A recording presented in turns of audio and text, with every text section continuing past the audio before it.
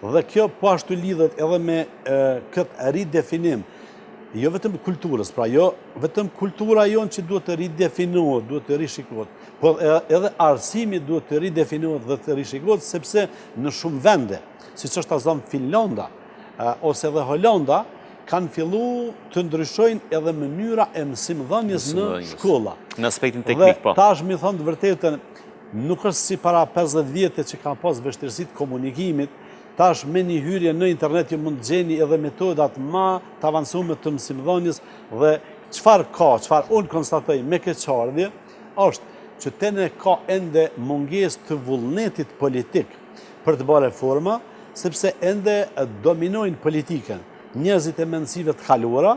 ata kanë sistemin e rrjedhëzimit në kulturë, në arsim, në ekonomi gjithandej, dhe ata këtë punë e përjetojnë si pushtet